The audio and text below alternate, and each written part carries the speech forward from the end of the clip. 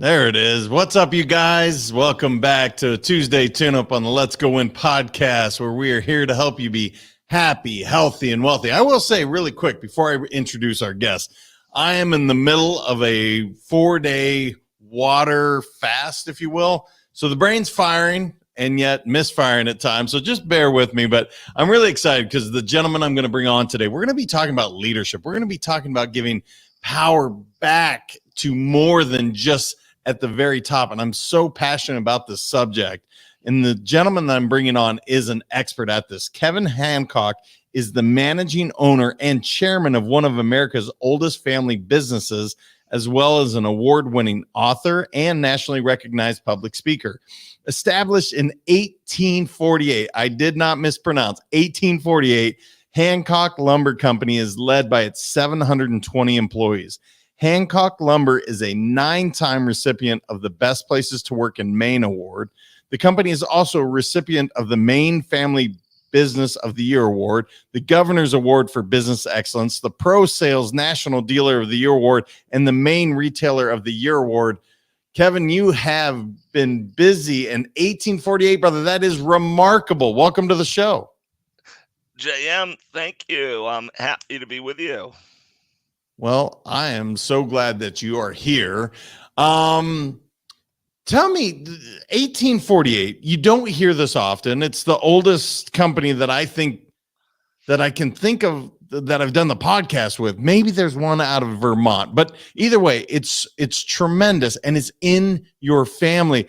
That's one heck of a legacy, brother. There's some amazing pressure, I would imagine, some clout that you have, there's a lot to kind of hold up your end of the bargain. I guess that's where I'll start. What are your thoughts on that, man? No, you got it, JM.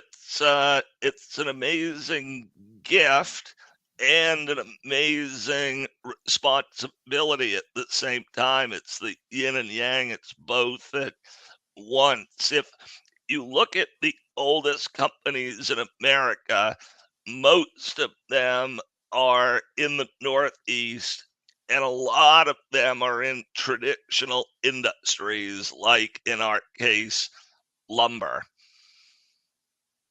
Yeah, and I guess what I would say is it's amazing to have a family business that you get to keep that name going. It's been around this long, but there's got to be the pressure side is what I'm asking, because I'm just so curious, because you've seen your dad, I'm guessing your grandfather, and not to say maybe it's the females as well. I didn't mean to go just males, but whomever kept that legacy going, you have this idea of like, okay, it's my turn now to not only keep the company going, but to help it keep to thrive.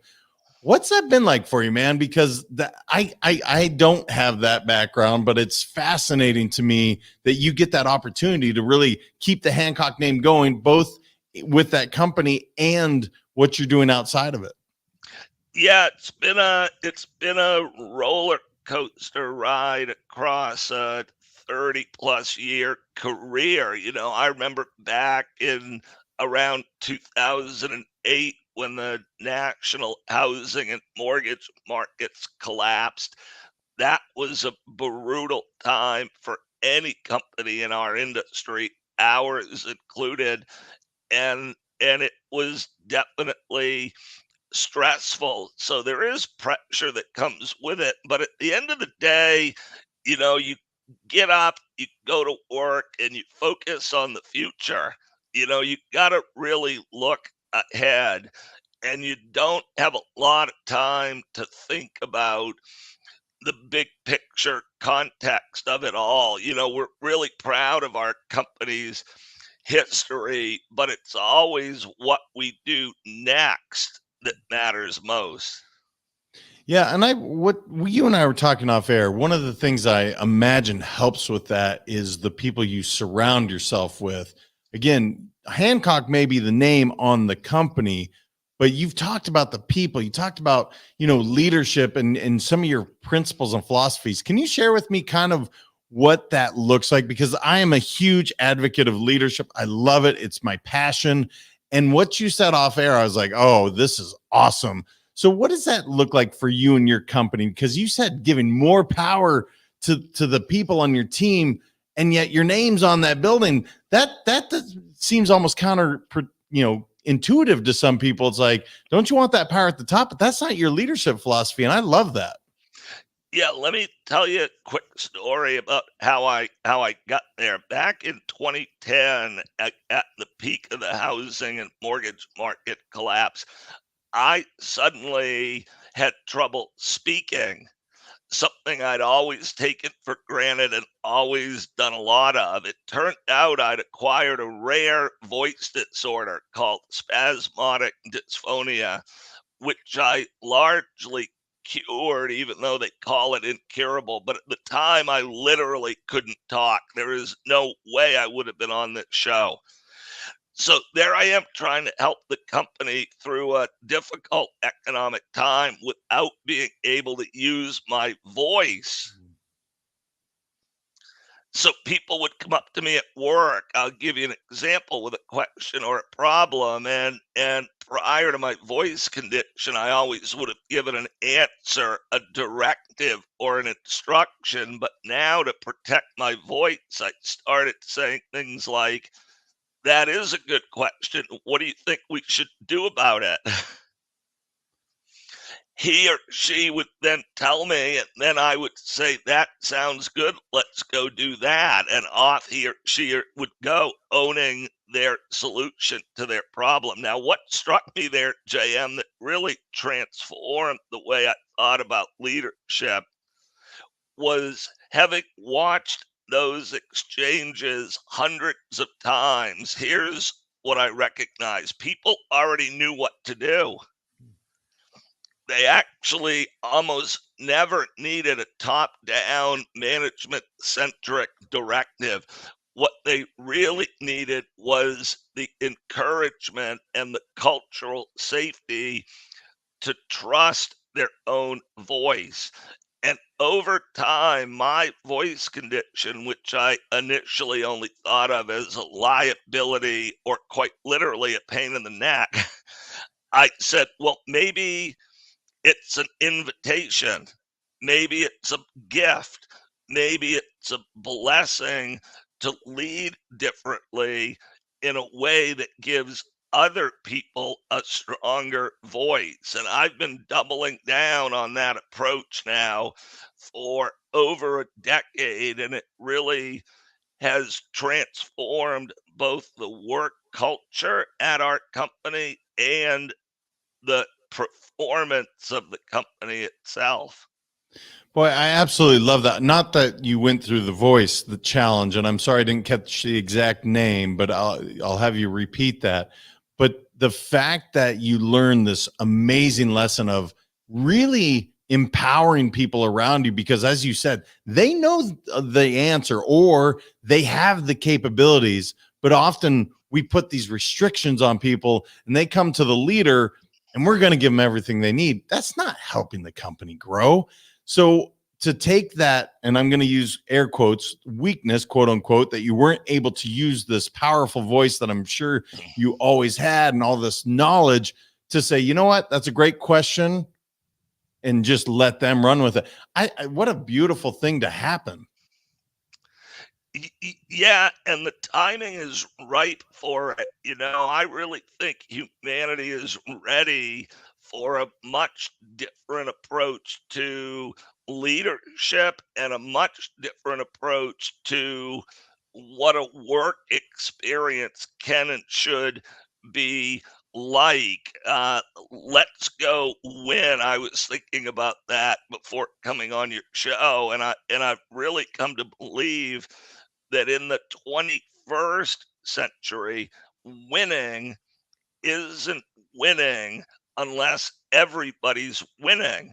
So the way you create a great company is first to make sure the people who work there are having a great experience. And if they're having a great experience, they're going to take world class care of the customer and the company itself. And we've been in pursuit of that path for well over a decade. So it's not just something like I've written about or thought about. I've actually seen it in corporate action. Yeah, it's amazing. And I agree with you, man. That's let's go win. It is this, it's not a top wins and everybody gets the crumbs. It's like when everybody's winning, we're an abundant world. And clearly your family, your company knows that to last through all the trials and tribulations through the year. You guys have clearly embraced that. I want to shift gears for just a second, Kevin, because I always feel that when really tough, adverse things happen to us, there's gifts there. And I guess that would be what you're talking about with your voice, where, gosh, what I know, who I am, this powerful, strong thing that I've had forever, now it's gone. And I could be a victim, and that sucks. But it sounds like you really found that gift. Talk to me about your mindset when this happened, when the doctor says, hey, Kevin, you have this, not debilitating because it's not, but this challenge with your voice, and it's not repairable, you said, even though you've done the work, and clearly it is. But tell me where your mindset was when that happened, when that doctor first said, you are faced with this. Yeah, it really threw me for a loop. I'd always taken the ability to speak for granted and never really realized the obvious, that as a CEO, my voice was my primary tool, and suddenly I couldn't use it. So at first, it really threw me off, but over time, I started looking at how it was inviting me to change, how it was evolving my approach to leadership, how that was impacting positively others in our company and our performance. And I said, oh my goodness, of course, this is actually a gift. It allowed me to see the world differently. Thoughts drive behavior, and behavior drives performance. So if we want a different outcome, we've actually first got to take on different thoughts. And to your point, Jam, I think this happens a lot in life. What feels like hardship, and on one level is, is also often an invitation to evolve and learn to see ourselves and the world around us differently. Without different thoughts, we never get different behavior or different performance. Yeah, man, I want to go on this word for a second, because the word evolve, when I think of a company that again has survived through all of this, it really is remarkable. As you said, you existed before the cannonball, I think you gave as an example. But the word evolve, and really being open, having that growth mindset, which really wasn't coined, that term wasn't coined until less than 20 years ago by Carol Dweck. But clearly your company, your family, your leadership, you guys have really embraced this idea and said, look, times are going to change. We're going to go through World War I, II. I mean, everything that you guys went through. Talk to me about that word evolve and what that's meant to you, your company, your all the members of your company, because clearly it's something that you guys have embraced and thrived in. Yeah, no, right. So when you're part of a company that goes back to the 1840s, I like to think about what we were doing in the 1840s. So there would have been men in the woods handling double-ended hand saws, cutting trees that we would have then dragged to a river by oxen. And today we're a high technology company. So when you look at corporate evolution in big increments of time, the change is obvious. But of course, that uh, change, invitation to change and evolve and improve is in front of us all the time. And I think part of really taking advantage of that is creating a safe work culture where people are willing to take risks, experiment, that know when we make a mistake that that's actually a learning, that actually is forward progress. One of my favorite books ever is John Maxwell's Failing Forward. And when you make it safe for people to kind of lean into the future, you get there quicker. As simple as that sounds. Yeah, and I Gallup did a poll not all that long ago, and it said 71% of employees are currently disengaged. Now, that means of 10 people walking by, only 3 are really liking what they're doing. But the culture of your company, I've never been there, but just the chance to speak with you, to hear, what your bio is saying, you talk about helping people feel trusted, respected, valued, seen, and really recognized. What would you offer to people to say, gosh, I wish every company would really go out of their way to show this kind of love and appreciation for these valuable people that are continuing to keep this company going and really helping it, continue on? Because I don't see that at most companies. There's often that recognition piece is the biggest thing lacking. So what does that feel like and look like in your company, Kevin? Yeah, great question. I'll address it this way. Most companies get, as you know, whatever they consistently prioritize. So if a company is not getting high levels of engagement, is not getting raving fans at work, and is not creating a great work environment, it's only because it's not prioritized. Everything you need to know to create a great work culture is taught in kindergarten. Everything you need to know about how to listen, how to be respectful, how to share, how to take turns, all of that.